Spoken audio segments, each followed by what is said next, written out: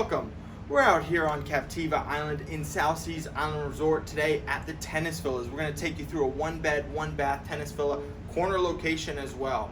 Great thing about this unit, as you can see, you got a beautiful view of the tennis courts. If you're an active person, this is the spot for you. The tennis villas is a community that offers a pool, barbecue. It also offers some storage on a per person basis.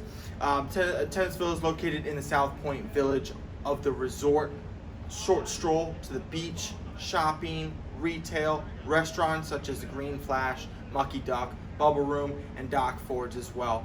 3119 Tennis Villas is the lowest price condominium, actually the lowest price property in all of Captiva, listed at $285,000.